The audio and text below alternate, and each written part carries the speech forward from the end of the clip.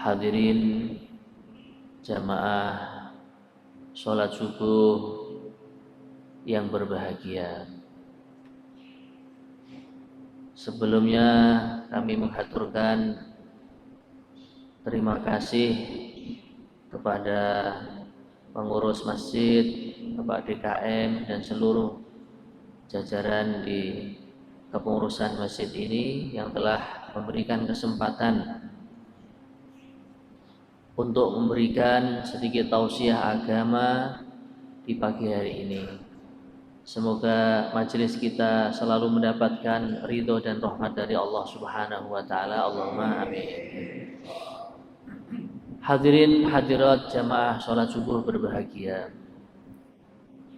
Ketika Allah Subhanahu wa taala telah menolong diri kita untuk iman, Allah menolong diri kita untuk memeluk agama Islam, maka selalu di dalam hati kita tanamkan dan kita tancapkan rasa syukur dan gembira kita kepada Allah.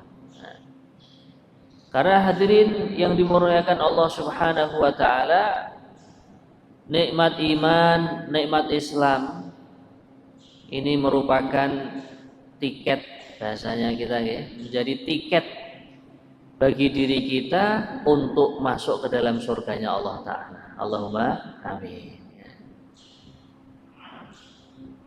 Begitu juga ketika kita ditolong oleh Allah untuk mengerjakan salah satu perintah agama, salah satunya sholat subuh, maka di dalam hati kita juga kita tanamkan rasa syukur gembira.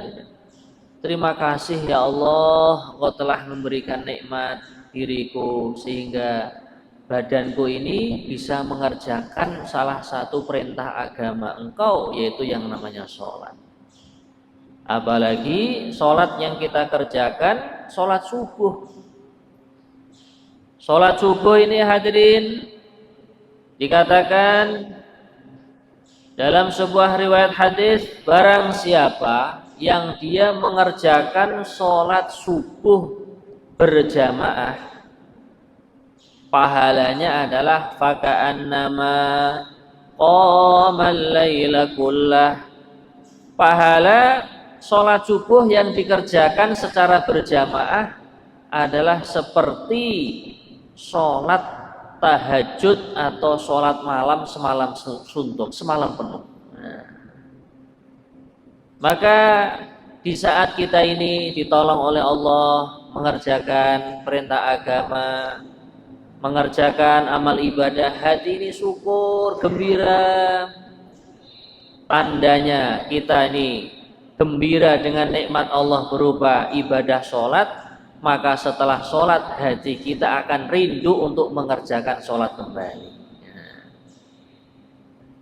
Hadirin yang dimuliakan Allah Subhanahu wa taala, kalau kita ditolong oleh Allah bisa mengerjakan amal-amal ibadah.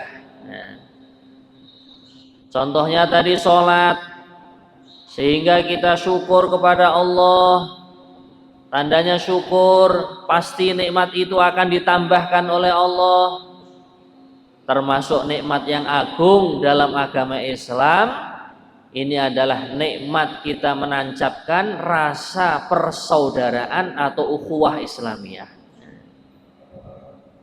Di dalam sebuah ayat Allah Subhanahu wa taala telah berfirman, innamal mu'minuna ikhwah fa aslihu baina akhwaikum.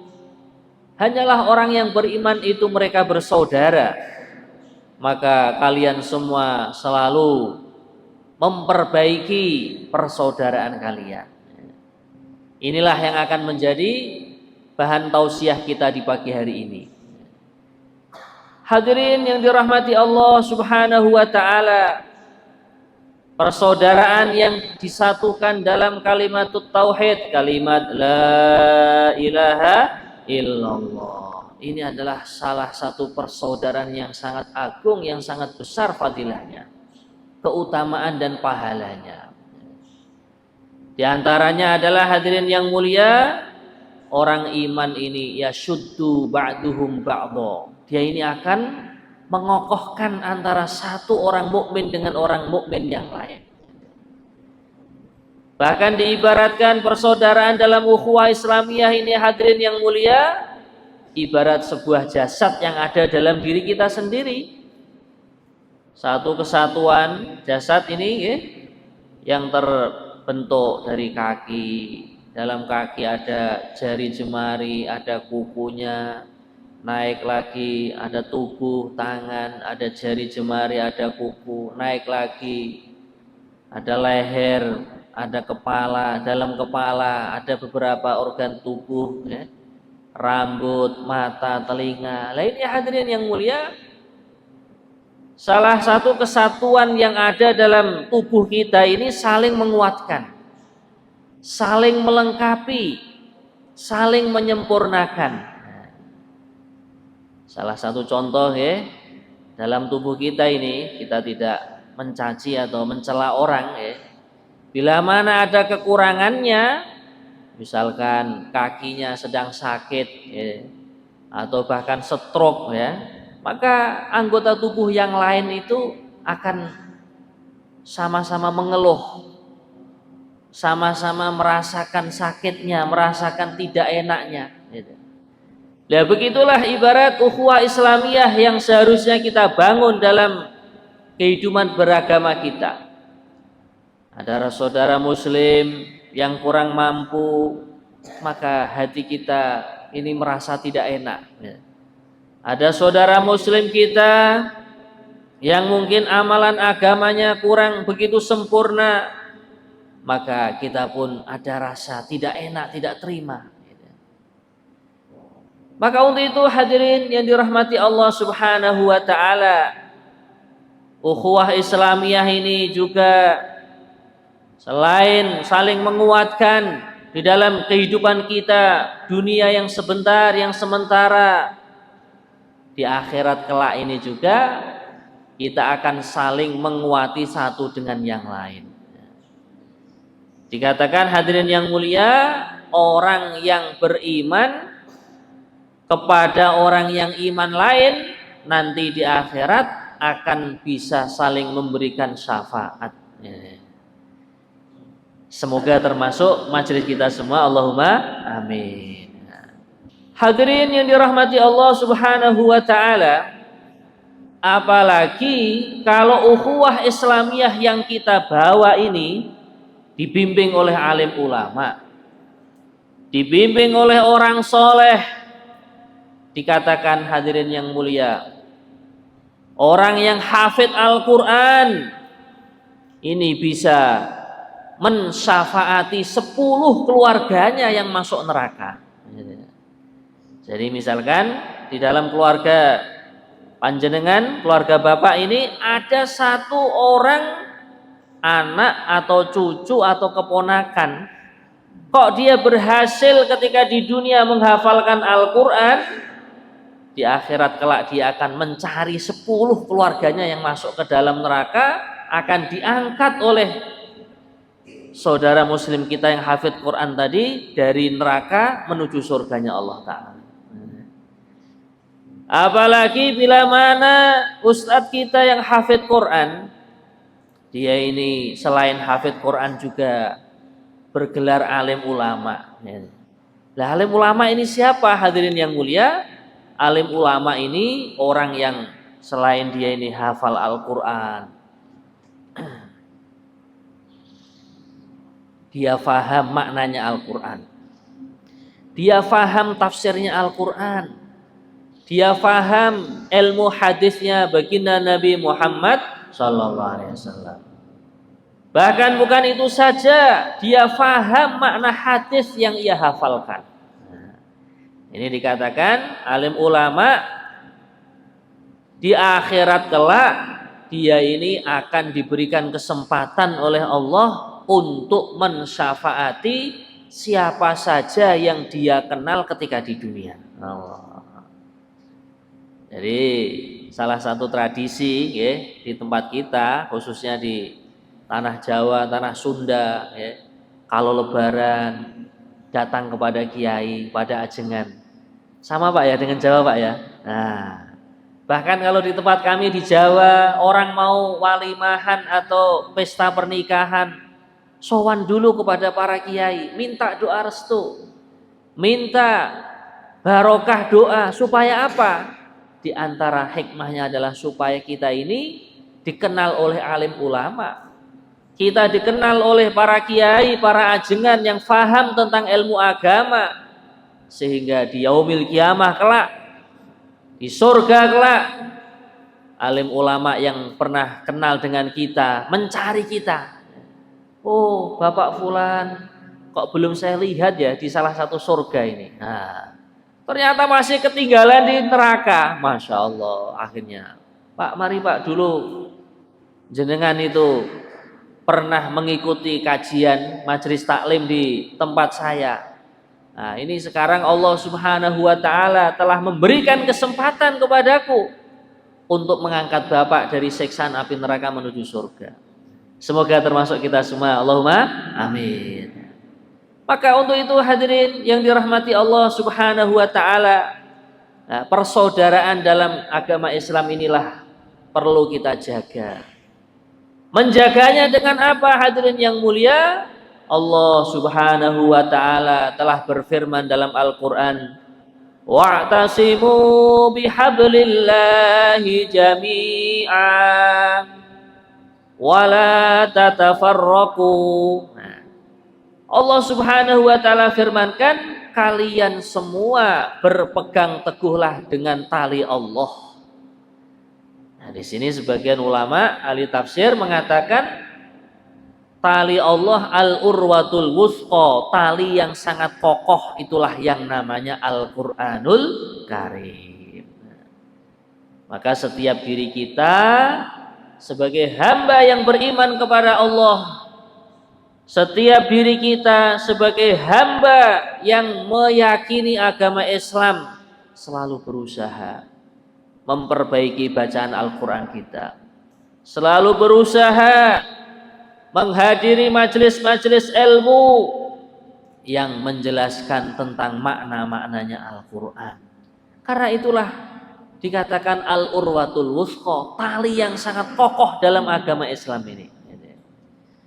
Bahkan dalam sebuah hadis, junjungan kita, pensyafaat kita yang mulia Nabi besar Muhammad sallallahu alaihi wasallam, beliau menyabdakan, taraktu fikum ma in tamassaktum bihima lan tadillu abada. Aku telah meninggalkan di dalam kalangan kalian dua perkara, selagi kalian berpegang teguh dengannya, selagi kalian tidak meninggalkan dua hal ini, lan tadillu abada, kalian tidak akan tersesat selama-lamanya. Maka baginda Nabi pun memberitahu dua hal itu adalah kitabullah wa sunnati, kitabnya Allah dan sunnahku. Nah, kitabnya Allah maksudnya adalah Al-Quranul Karim. Kemudian sunnahku yang dimaksudkan oleh baginda Nabi adalah hadis-hadisnya yang mulia Nabi besar Muhammad sallallahu alaihi wasallam. Kemudian hadirin yang dirahmati Allah Subhanahu wa taala, menjaga ukhuwah Islamiyah yang ada dalam kehidupan kita. Berikutnya adalah wala tatafarraqu, kalian jangan bercerai-berai.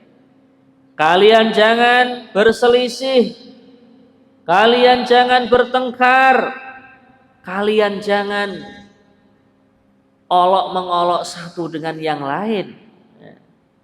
Karena hadirin yang dirahmati Allah Subhanahu wa taala, rahmatnya Allah ini akan selalu dicurahkan, akan selalu diturunkan untuk orang yang selalu berjamaah.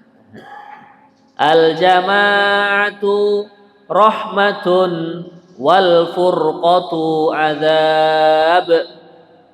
Dalam sebuah riwayat hadis baginda Nabi bersabda, berjamaah itu adalah rahmat sayangnya Allah. Nah, termasuk menjaga ukhuwah Islamiyah, kita berjamaah bareng-bareng, sholat bareng-bareng, duduk dalam majelis ilmu bareng-bareng, ini adalah salah satu bentuk jamaah. Semoga rahmatnya Allah pada pagi hari ini Allah curahkan kepada kita semua. Allahumma amin.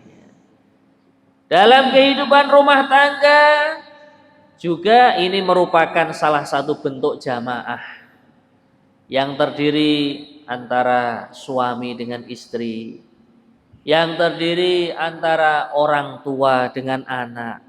Maka ini perlu kita jaga juga, jamaah atau ukhuwah yang ada di dalam famili kita, dalam keluarga kita. Cara menjaga ukhuwah Islamiyah dalam keluarga, baginda Nabi Muhammad sallallahu alaihi wasallam telah menyarankan dalam sebuah hadis, bila mana kalian masuk rumah, jangan lupa mengucapkan salam. Ini diriwayatkan dalam kitab Riyadhus Shalihin karangannya Imam Nawawi. Karena kalau kalian masuk rumah lupa mengucapkan salam, setan-setan, jin-jin yang ada di jalan, yang ada di pasar, yang ada di kolong jembatan, yang ada di luar rumah sana akan ikut nimbrung masuk ke dalam rumah. Sehingga apa, hadirin yang mulia, akan menjadikan kerohnya suasana dan keadaan yang ada di dalam rumah kita. Bahkan dikatakan bila mana seorang muslim muslimah keluar dari rumah masuk rumah kok lupa mengucapkan salam, bila mana orang tersebut makan, setan yang akan menggoda dia pun ikut nimbrung. Apa nimbrung itu? Ikut serta makan makanan dia. Bahkan naudzubillah min dzalik, bila mana dalam satu rumah tangga keluar dari rumah masuk rumah kok lupa mengucapkan salam, di dalam rumah terjadi perkumpulan suami istri, setan pun akan ikut nyicipi katanya. Naudzubillahi min dzalik. Maka inilah hadirin yang dirahmati Allah Subhanahu wa taala, mengucapkan salam ketika masuk rumah akan menimbulkan kasih sayang dalam rumah tangga kita. Mengucapkan salam kepada saudara muslim kita ketika di masjid, ini juga akhirnya akan menimbulkan kasih sayang, akan menimbulkan saling menghormati, saling menyayangi antara muslim satu dengan muslim yang lain. Saking pentingnya menjaga ukhuwah Islamiyah ini, hadirin yang mulia, baginda Nabi telah bersabda dalam kitab Mishkatul Masabih, la tadkhulul jannata hatta tu'minu. Kalian semua tidak akan masuk surga sehingga kalian beriman. Wala tu'minu hatta tahabbu. Kalian semua tidak akan beriman sehingga satu dengan yang lain saling cinta mencintai, saling berkasih sayang. Nah inilah hadirin yang mulia, fadilahnya, pahalanya orang itu menjaga ukhuwah Islamiyah, menjaga sayang dengan satu yang lain. Ini akhirnya akan menimbulkan iman yang benar dalam hatinya. Lantas baginda Nabi memberikan resep supaya kita itu saling sayang menyayangi. Awala adullukum ala syai'in idza fa'altumuh tahabbtum afshus salama bainakum. Maukah kalian aku tunjukkan satu amalan, bila mana kalian mengerjakannya maka kalian akan saling berkasih sayang. Nabi melanjutkan sabdanya, sebarkanlah salam di antara kalian. Jadi hadirin yang mulia, kita berjumpa ketika di masjid, assalamu alaikum. Berjumpa di minimarket, di supermarket, di tempat kerja, selagi kita masih sesama muslim, disunnahkan dan dianjurkan Nabi untuk mengucapkan assalamu alaikum. Kemudian hadirin yang dirahmati Allah Subhanahu wa taala, Melanjutkan resep-resep dari baginda Nabi supaya terjalin kasih sayang dan ukhuwah Islamiyah di antara kita. Ada 3 amalan yang merupakan lanjutan daripada mengucapkan salam. Afsus salam wa at'imut ta'am wa sallu fil laili wan nasu niyam tadkhulul jannata bisalam.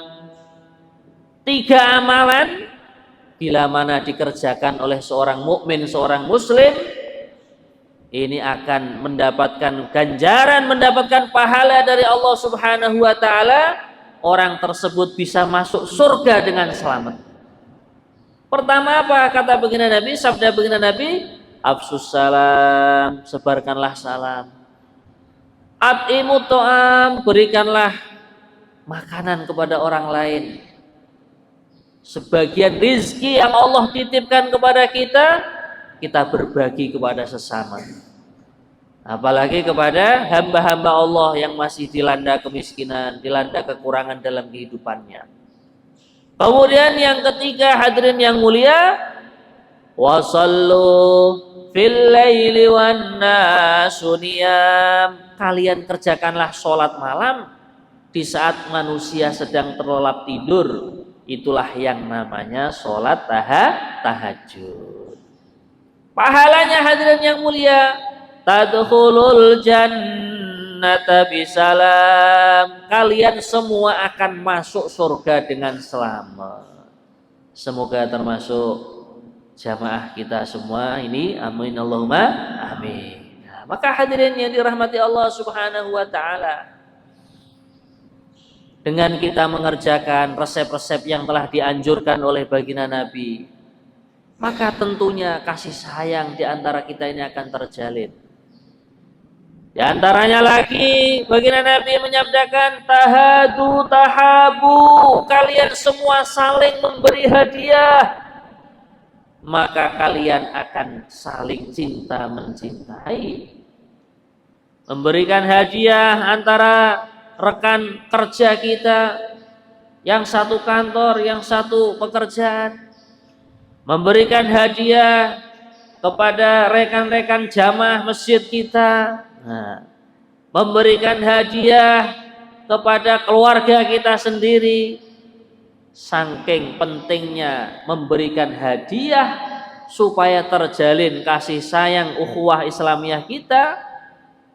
Seseorang bila mana datang dari suatu perjalanan, datang ke rumahnya untuk mendatangi keluarganya ini, disunnahkan untuk membawa buah tangan. Nah, bahkan kalau guru kami itu memberikan semangat, kalau datang dari safar, datang dari perjalanan, bawalah hadiah untuk anak dan istrinya, walaupun tempe goreng separuh. Nah, kalau orang Magetan nih, walaupun nasi pecel 1 bungkus.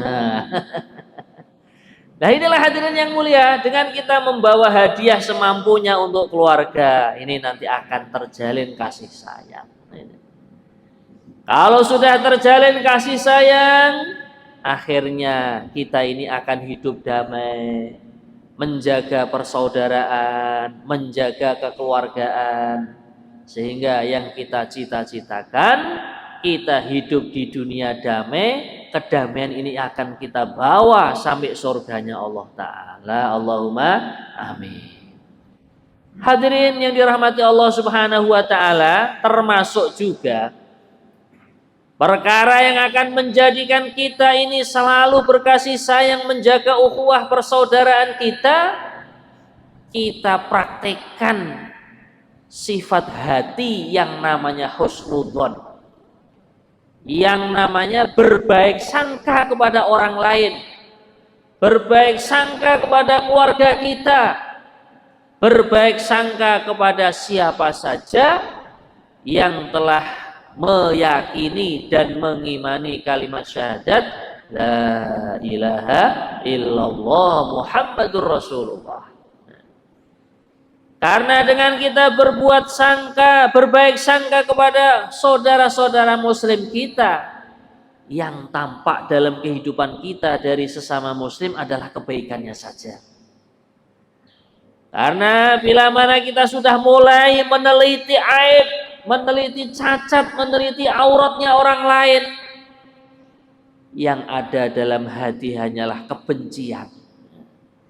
Yang ada di dalam hati kita ini akan menjauh dari saudara muslim kita. Maka diriwayatkan dalam sebuah hadis, walaupun hadisnya ini sebenarnya hadis dhaif ya. Nah, ada dua hal, khoslatan laisa fauqahuma syai'un minal khair, husnudzon billah wa husnudzon bi ibadillah. Ada dua hal yang mana bila mana dua hal ini ada dalam diri kita, itu sudah merupakan puncaknya kebaikan.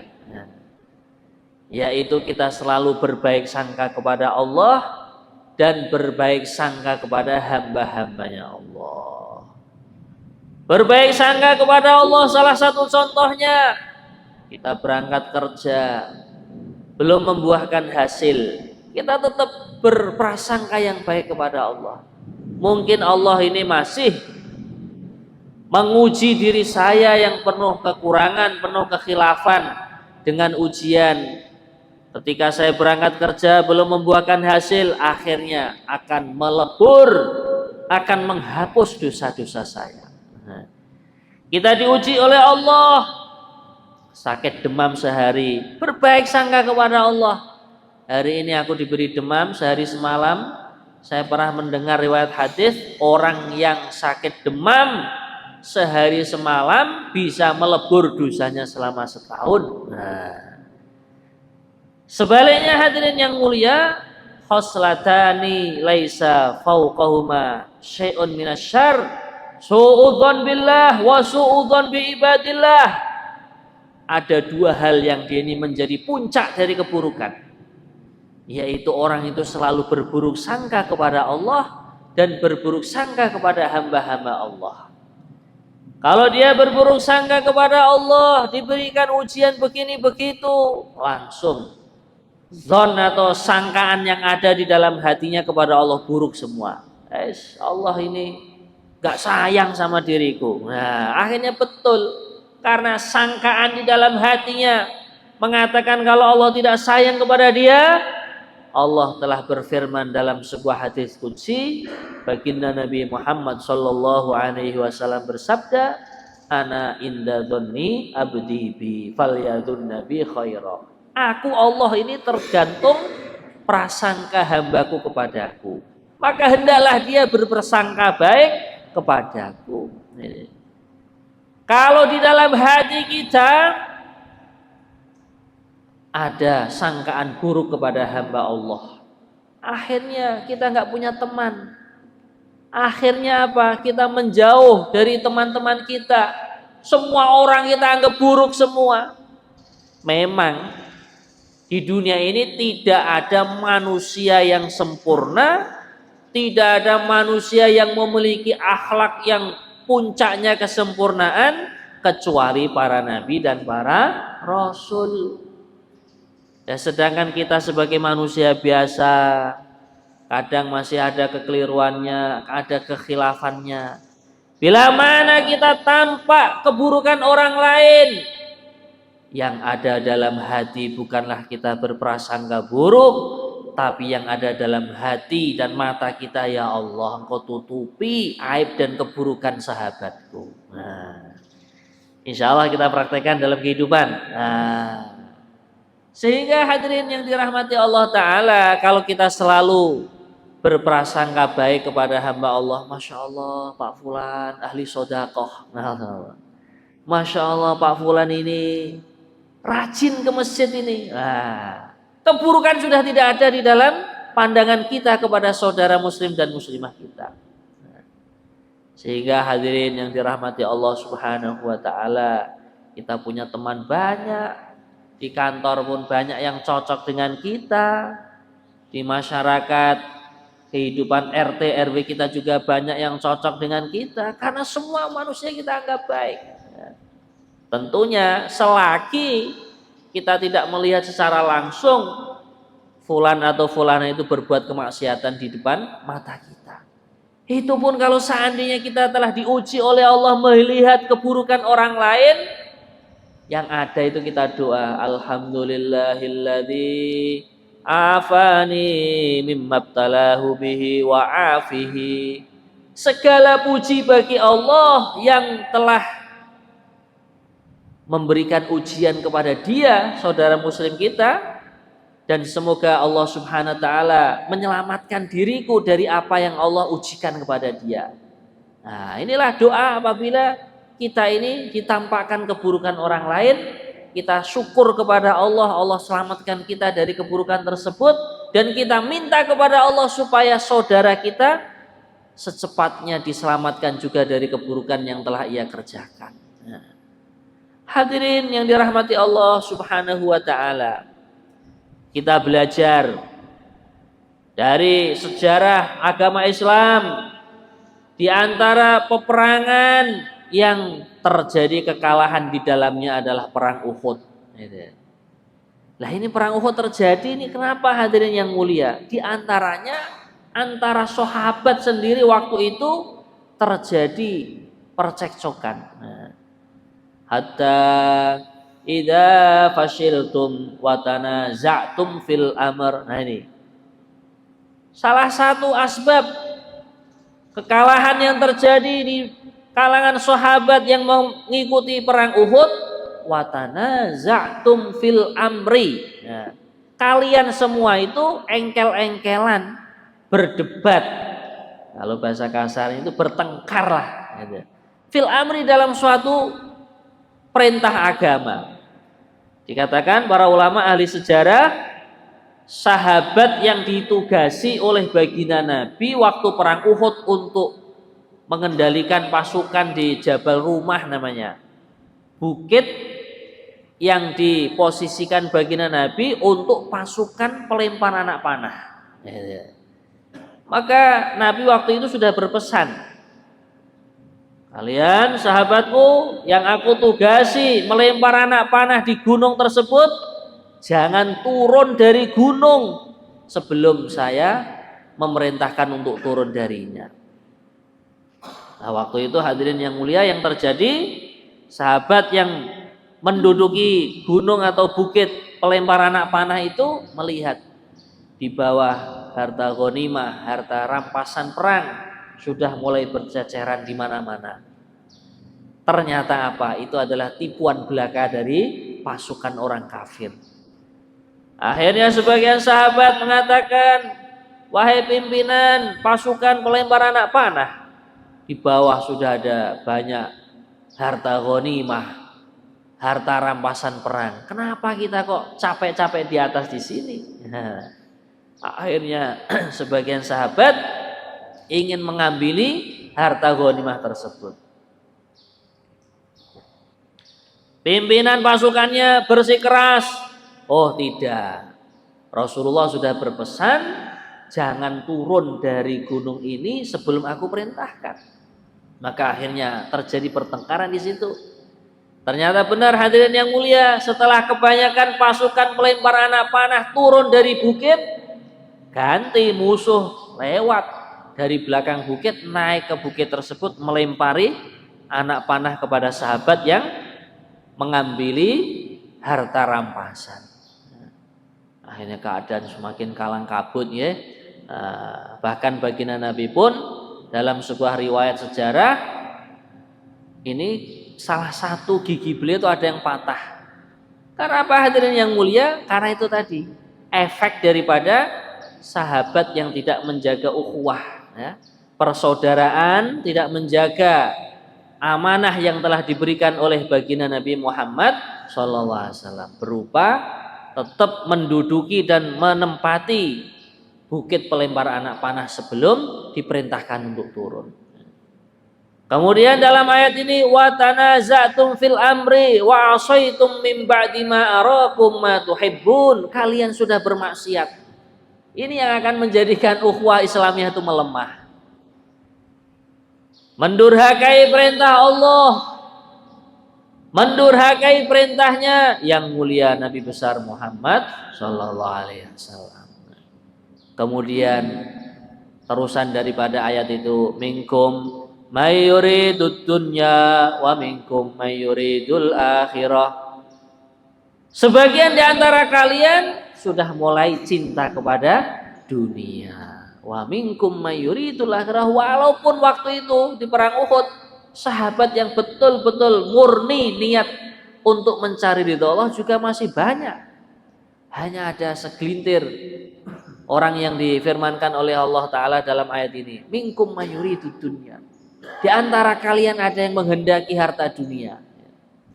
Maka nasihat yang disampaikan oleh Sayyidina Umar Ibnul Khattab, hubbud dunya ra'su kulli khati'atin.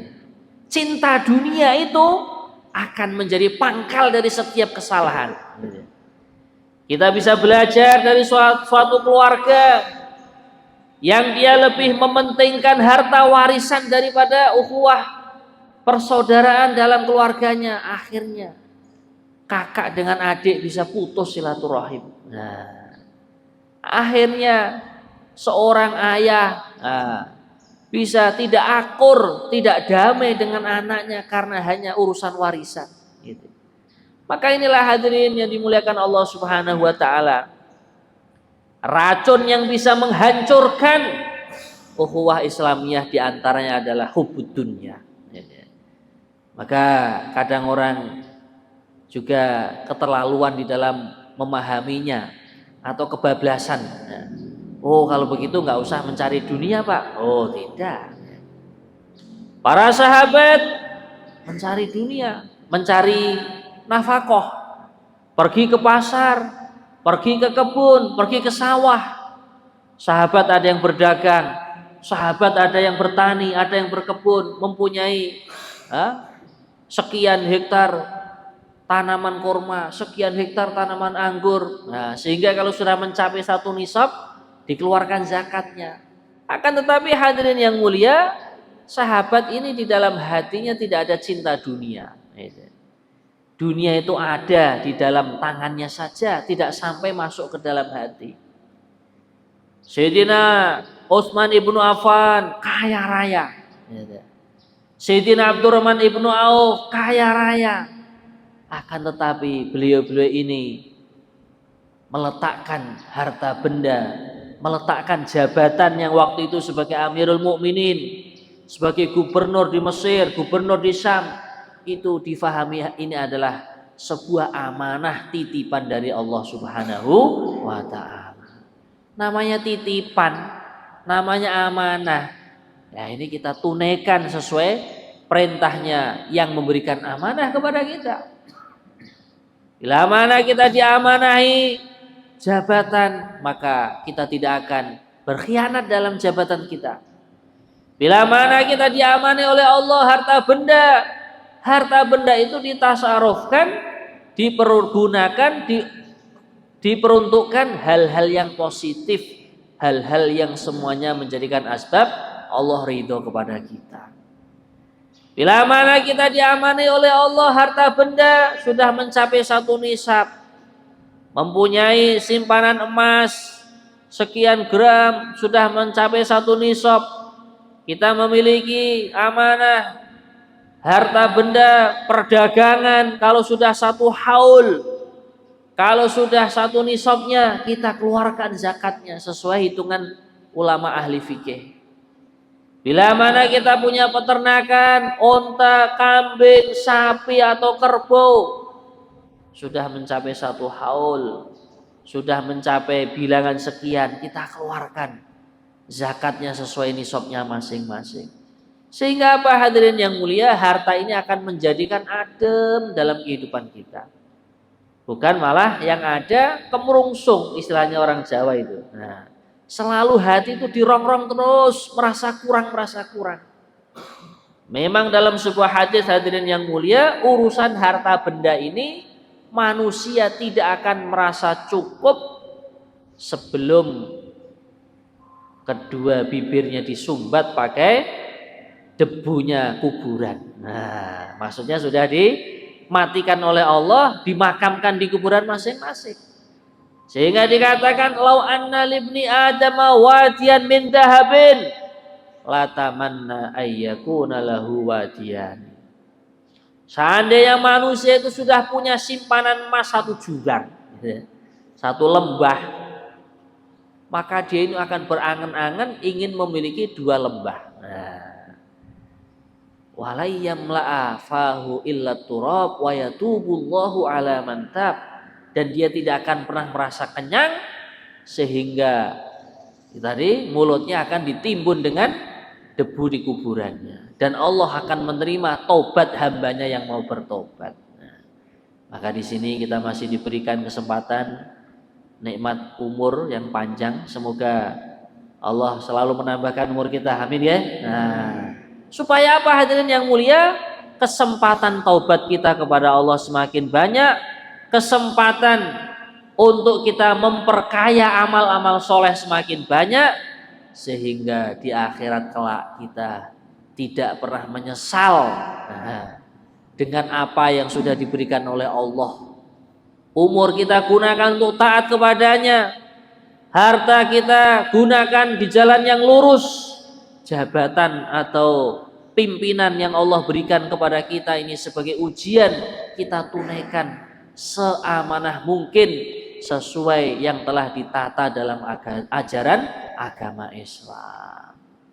Bahkan seorang pimpinan yang dia ini disifati pimpinan yang adil, doa-doanya akan dikabulkan oleh Allah. Ya, setiap diri kita ini pimpinan hadirin yang mulia, pimpinan untuk keluarganya, minimal pimpinan untuk dirinya sendiri. Kullukum ra'in wa kullukum mas'ulun an ra'iyatihi. Setiap kalian adalah pimpinan dan setiap kalian akan dimintai pertanggungjawaban atas kepemimpinannya.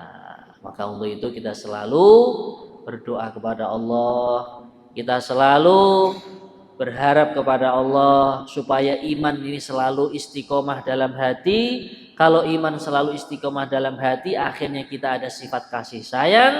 Kalau sifat kasih sayang ada dalam kehidupan kita, kita akan selalu menjaga ukhuwah Islamiyah kita, sehingga yang kita idam-idamkan, yang kita cita-citakan, kita wafat dalam keadaan husnul khotimah. Kalau kita wafat dalam keadaan husnul khotimah, setiap orang iman di akhirat kelak akan diberikan izin oleh Allah untuk mensyafaati diri kita. Allahumma amin. Nah, inilah hadirin hadirat Bapak Ibu sekalian, tausiah tentang ukhuwah Islamiyah yang bisa kita sampaikan pada pagi hari ini.